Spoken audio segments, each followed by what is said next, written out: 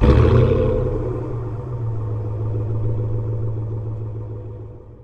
guys, Waterfowler41 here, and in today's video we're going to be installing some new suspension parts on my 2020 Ram Rebel.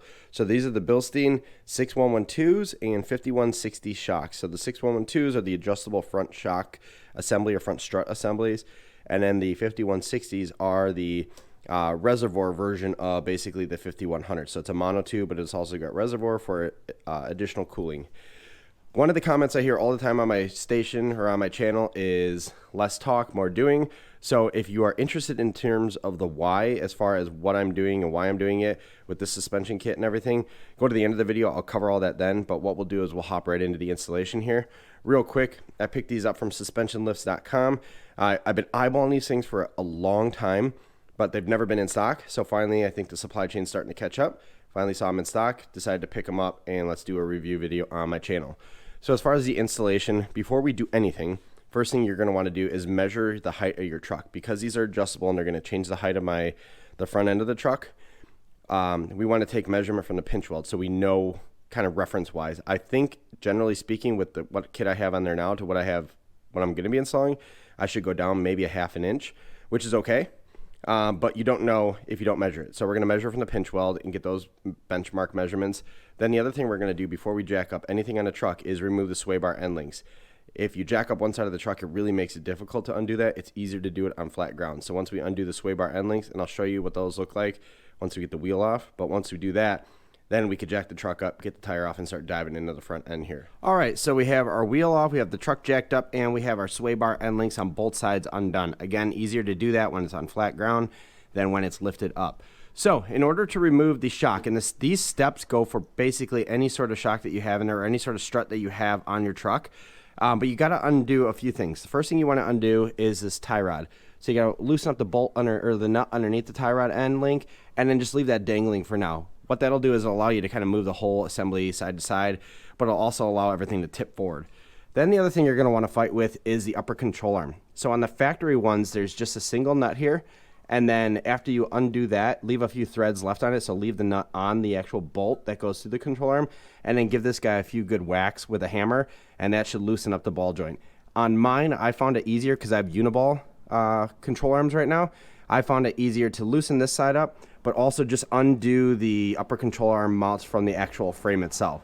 So it's 21mm bolts there, and it was actually easier to pull that portion out, and then that allowed me to drop everything down. So once you undo the control arm, whatever method you use, whether you undo it here or undo it at the frame itself, that will allow the whole assembly to tilt forward. So in order to protect your brake lines and your CV from overextending, make sure you put a strap through the hub itself. So there's a couple spots on the frame where you could hook the strap into. I like to use those, I guess the webbing straps from Menards or whatever, because then I can slowly lower it once I get everything loosened up. So let's undo the tie rod end link, let's undo the upper control arm, and then I'll show you how to pull everything safely forward. And then from there, it's just undoing the bottom bolt on the shock itself, undoing the nuts on top of the shock, or start, whatever you want to call it, and then everything should just slowly pop out. But again, you want to be really careful. You don't want that hub assembly to come slamming down because you will mess up your CV. So if you do it carefully, everything should be A-okay. So let's go ahead and do that. All right, so I have the tie rod end undone. I have my upper control arm loosened up. I also went ahead and undid, or I guess loosened up the frame bolts for the upper control arm. This is where you really want to make sure you have your strap in place, because at this point, everything's kind of loosened up, and that strut, all that thing is trying to do is push everything down, and you're going to want to combat that a little bit with that strap. Right now, I have a jack right up underneath the shock. It is helpful to have that jack there because it really does make loosening up that upper control arm much easier. So if you're having trouble with that, try to jack up the whole assembly and then give it a few whacks with a hammer. So now that I got everything loosened up over here, we're going to focus on the shock itself, or strut. So I'm going to go up to the top of the coilover and undo these nuts here. So these nuts actually drop in from the top of the frame into the coilover mount itself, and then we'll go down on the bottom and undo that guy. So I'll leave that one for now. Let's fight with these guys. Okay, so I have all but one of the top of the coilover bolts undone. So if this is your first time ever doing suspension work, I would recommend leaving one, just a few threads in there. That way, when you do loosen up everything, it doesn't just straight drop down. That could really mess up a lot of stuff, especially your CV boot. So if you leave one bolt in there, then you have some controlled extraction, I guess, for when you pull that guy out. So we got our coilover loosened up. I'm going to go ahead and pull the bolts off the frame mounts. Then the coilover will, or then the upper control arm will be able to kind of pull away from the truck, and that'll give us some room to pull this guy out. So I have the 2 back bolts undone. I just have one still there. I loosened up the bottom bolt. It was pretty rusted, put up a little bit of a fight, but with a breaker bar, everything's good to go. So once I get the control arm pulled away from the truck, I'm going to then start to rely on this little strap here, loosen it up so I can pull the whole hub away from the truck, and then I should be able to pull that coilover right out and then replace it with the Bilsteins. All right, so the upper control arm is completely removed, and if this is the method you're going to go about removing your shock in terms of pulling the upper control arm off of the frame instead of off of the upper or off of the knuckle, this is what you're going to be fighting with. So these are bolts with a tab nut, and these basically go right through the control arm up here, and then a tab here hits on the frame, so that allows you to tighten it. So you really just need a 21mm socket to get on this bolt and then to remove it. Super simple, but now you can see our upper control arm is nice and loose. I'm gonna go ahead and pull off the bolt on the bottom of the shock itself, and then once I have that out and the upper control arm out of the way, then I could slowly loosen up this rope or this strap, and that'll allow the whole assembly to lower down. I'm gonna keep my jack underneath there just in case, because I don't want it to go too far down, just far enough that I can get that shock out and get the new Bilstein in. All right, strut is completely unbolted. It's just laying in there, and now all I need to do is just kind of slowly lower the hub assembly here. So you can see it's starting to drop a little bit. You don't want to go too far. You want to watch these cables, so your brake and your ABS, and then you want to watch your CV. You don't need much to get these guys out, especially if you're removing the OEM ones. They're quite short. So what you're going to want to do is pop out the top first, and then you can pick it up, because there's basically a fork at the bottom of the shock itself. And that's what is the last thing to be removed. So pull out the top first, and then you pull the thing straight up and out of the truck. All right, our shock's out of the way. One thing that you're gonna need to do in the kit with the 6112s, you get this little bracket here, and what this does is relocate your ABS wire here. So we're gonna need to unbolt this guy with a 13mm bolt or 13mm socket and replace it with that tab that comes in the kit, and that will allow this wire itself to be moved a little bit further away from the hub, allowing clearance now that you're going to have a different shock in there at a different ride height. So we're going to reverse everything. So basically what we're going to do is lower the strut in from the top, drop it onto the lower control arm, and then slowly jack up the hub assembly and then the bolts at the top of the Bilstein. So these guys should line up right with the factory mounting holes up here. Then we got our nuts that we'll just install. So you can finger tight these once you get everything in place, and then go back through with your tools to tighten everything up. All right, so the shock's in. Again, the easiest way to make sure that that guy gets in is to do the fork at the bottom first, and then pull the lower control arm low enough, just enough to get the top bolts through the mount inside the frame of the truck. The easiest way to do that is to make sure that tie rod's out of the way. I was fighting with it, and then I forgot that that tie rod was still connected to the hub. So once you do that, you can move everything over to the side, and it's smooth sailing from there on out. So after I got the strut installed, I went ahead and took the coilover or the upper control arm, attached that back to the frame. Everything's tight now. I don't know what torque specs are, but I will leave all the torque specs down in the description below. Went ahead and tightened up my Uniball here. So everything's hand tight up at the top of the shock. I got to go down and do the bottom shock mount bolt there to tighten that one up. But then from there, we just go back and reverse all the steps, tighten up our tie rod end, and then just make sure everything's torqued down properly, throw our wheel back on, take it for a test drive. So super simple. Again, the biggest thing you're going to fight with is your upper control arm. So in my case, I pulled it off of the frame first, and then that allowed everything to loosen up. And ultimately, you need to do that to pull the whole hub assembly away from the truck itself. But tie rod, upper control arm, strap, and then everything should just kind of slowly lower everything out. Again, be very careful. Don't pull this too far out, because you're going to hyperextend your CV, and you might mess up some of the connection points inside your differential case there. So if you have any questions on the installation of these 6112s from Bilstein, let me know. Leave a comment or question down in the description below, and I'll help you out with your project. But super simple here. And then I'll leave links to my other suspension videos as well. That way you can see how I was messing with the original factory 4600s, then the 5100s and everything. So you have multiple views of everything. All right, everything is put back together. Again, don't forget this little tab that you got to install. Easy to forget it because you don't see it. But once you get the 6112 installed, then everything is good to go. Go ahead and torque everything down. And like I said, I'll leave all torque specs below. But everything is taut. Everything looks nice. Check for clearances. Make sure that CV boot's got plenty of room, and mine does. And we are in good shape. Again, the biggest helpful hint I could give you is make sure you have your hydraulic jack underneath the hub, because you're going to need to move this guy up and down throughout the installation. It certainly makes life a lot easier when you're doing certain parts of this install. But now that we have everything put back together, I can go ahead and throw the wheel on there, and we could take this bad boy for a test drive. All right, so we took the truck for a test drive. Everything's good on the front. It is time to turn our attention to the rear here. So as far as steps, this is a little bit more simple. But there is a tricky part. So the first part, I guess the tricky part is really when you're reassembling everything. First thing we got to do is remove this rear wheel liner, because we need access to the top of the shock, and it's right about here. And unfortunately, you really do need clean access because of how tricky that bolt is to get off.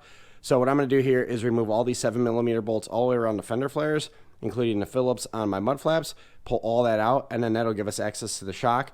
And then we'll start working on the top nut of the shock, and then we'll work on the bottom nut. But let me go ahead and get this rear wheel liner pulled out, and then we'll start focusing on the shock. All right, so the rear wheel liner is out. Everything's pretty dirty in there, so we'll wipe everything up. But you pull that out because it'll give you access to the top of the shock here. So what you're going to need to do is spray the heck out of the top of the shock with penetrating lube, because the rust builds up on there. And I learned this on my last shocks, that if you don't clean that rust off there and you try to back off that nut, what you end up doing is stripping that either the top of the hex head that you, or the top of the, I guess, wrench head, the top of the shock that you use to hold it in place while you spin the nut here, or you end up stripping the threads or messing up things on the bolt itself. So do a really good job. Use brake cleaner. Use what you can to clean out those threads. I'm going to grab a wire brush. You might have to loosen it up and then tighten it. Loosen it up, tighten it, loosen it up, tighten it. So that's what I had to do on the other side. That's how you can easily remove this. But again, be careful with that rust there. Don't try to fight it. Try to clean all that rust off before you start to go at this thing, so you don't risk stripping the bolt here. Well, similar to my last suspension video, I ended up having to cut the top of the shock nut off because it was so rusted, and I just literally can't get any leverage on this one. I'm pretty sure this is the same side that I was working on before where I had to cut it off. So multi-max tool for the win. But now we got the top freed up. Now I'm going to go down, and there's a 21mm bolt and 21mm nut that I'm going to remove on the bottom of the shock, and I'll be able to pop everything off nicely. So let's go ahead and do that. And then the shock is out of the truck. All right, so now that we got the old shock off, we're going to prepare the new shock. Make sure you're using the right side of it. So in this case, it says rear left. That's the rear driver's side shock, because basically the reservoirs themselves will point towards the front of the truck, and then this Bilstein clamp is on the outside of the shock. So that's how you know it's in the right orientation. So as far as next steps, as far as installing the top bushings, a couple different pieces here. One, you want to put your bottom plate on. That just slides down right like that. Then you want to put a little bit of grease on here, because this little pin here is going to drop inside this metal, or I'm sorry, inside this rubber bushing. And then this is going to go right up on top after you mount this onto the truck. So you're going to have, let's just pretend like that metal's in there. You're going to have that guy. This goes into the hole on the mounting portion on the frame.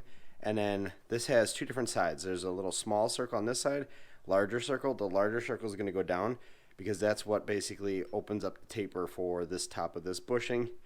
And then you're going to have your top plate and then your top nut. Also, these are a little bit different than the ones I just took off. So the ones I took off needed a wrench on top. These are nice, and they have an Allen head. So this is a 6mm hex head that is on the top. That way you can hold the shaft while you are installing the top plates. So if you missed all that, it's actually in the instructions, so it shows you the orientation of everything. So let me go ahead and get the bottom pin pushed into this little rubber bushing here, and then we can go ahead and start throwing this guy on the truck. All right, so the easiest way to install this is to, after you put all the bushings on there, push this up into the frame mount hole, and then on the bottom of the truck, go ahead and align the bottom bolt with the bottom of the shock. It's going to take some muscling because this thing is obviously extended. So the easiest thing to do is jack your truck up, and when you jack it up, you don't need to push too much on the shock itself to get it lined up with the bottom shock mount pin, or with the bottom shock mount bolt.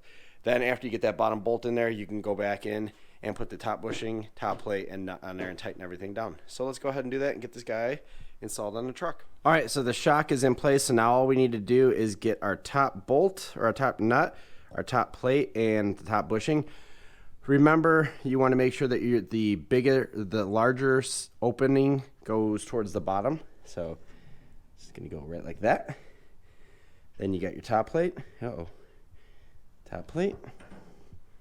And then you have your nut. So once you install this, it's a 19mm nut. That's where you get your hex head wrench.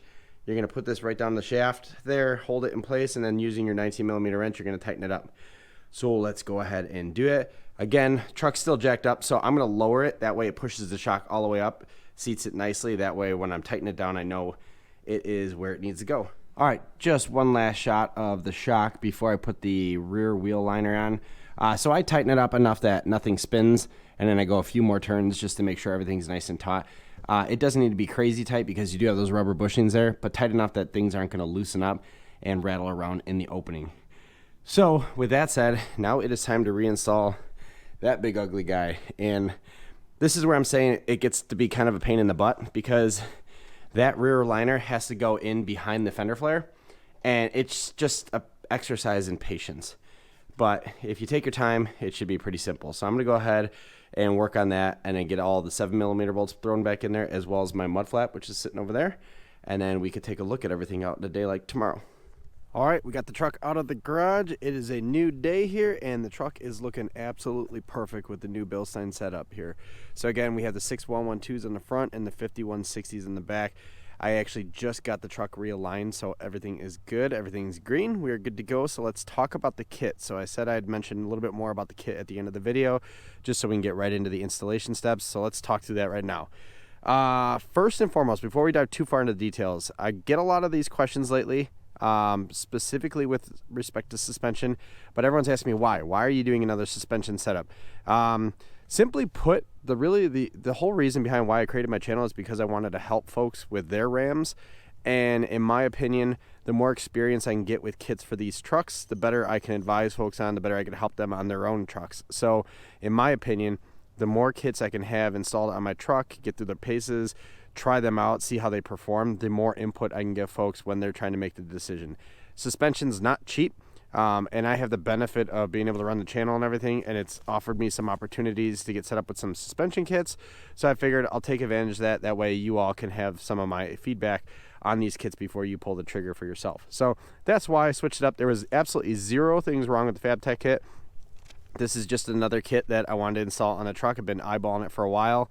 And I hear a lot about the 6112s on the Facebook groups and the forums, and I wanted to make sure that I'm creating relevant content. So here you go. All right, so let's talk about a little bit more details about the kit that I actually installed. So on the front, I went ahead with the 6112s fully assembled Bilsteins. So you could buy the components, or you could buy them fully assembled, ready to go to drop into your truck. And the beauty of ordering these things from SuspensionLifts.com is they come ready to go, and then they ask you what notch you want to run them at. So the Bilsteins have adjustable notches, or they have a few notches along the body of the shock, and depending on where you put the ring and where you select on notches, that will determine how much overall lift you get. So I put mine at 8. Well, I asked them to put it at 8, which resulted in a 2-inch lift on my truck. So I dropped down from a 3-inch lift to a 2-inch lift, and I basically lost about a half an inch of height at the end of the day, just as far as everything shakes out. I kind of figured that was going to happen going from the FabTech kit to where I'm at now, but ultimately that's about how much I lost. In the rear, I had the 5160 shocks. So the 5160s are basically the 5100s with the added advantage of the remote reservoir. So they got a reservoir on the side of it. It's like a little piggyback thing, and that allows it to carry extra oil, which helps with damper fade because it can increase the cooling inside the damper itself. I also already had installed, and I'll drop this video below, I already had a 1-inch spring spacer on the truck, which raised the back of the truck about 1 inch. The 5160s are more than capable of handling that, but ultimately that keeps the back up about 1 inch. So like I said, I dropped about a ½ inch, so again, I'm all over the place as far as heights. I'm pretty sure I have a 2-inch lift in the front. Again, I have bigger tires, different wheels and everything, so all my geometry is all over the place. But what I do have is roughly 3/4 of an inch of rake from the front to back, meaning the front's 3/4 of an inch lower than the rear. And I like a little bit of rake on trucks. I don't like perfectly level trucks, especially with these 5th gens, because of the way the fenders look. They could give you that sense that the truck is sitting nose high. So 3/4 inch rake is perfectly manageable. I think the factory comes a little bit over an inch and a half of rake, which is a bit excessive. So anyway, that's the details on the kit itself. So like I said, I bought the fully assembled kit in the front. All in all, it was about a $1,300 kit, and SuspensionLifts.com was gracious enough to set up a coupon code. So if you use the coupon code down below at the bottom of the screen, you could get 5% off your order of this kit as well. So let's talk the next thing. All right, so as far as first impressions, so I went from a pretty purpose-built kit, so the FabTech was very much an off-road friendly kit, to I'll call this more of a daily driver road friendly kit, and I could tell the ride with the Bilstein 6112s is much softer than the ride with the FabTechs. The FabTechs were very firm. They gave up a little bit of ride quality at super low speeds, but at high speeds those things love bumps and they absorbed them like no other. But with the Bilstein 6112s, the ride quality at super low speeds is definitely much better. Probably sacrifices a little bit more handling at high speeds, but I'm not so concerned about that. The purpose of my truck has kind of changed a little bit over the last few years, so I'm okay with a little bit more road-friendly truck here to keep the family happy. Install was super easy. You can see from the video that preceded this, everything just drops right into place, with the exception of having to cut the old shocks off the truck, which is the same thing I had to do the first time I was removing the 5100s from my truck. Everything bolts right up into place, and everything was able to align very well, so no issues with the alignment whatsoever.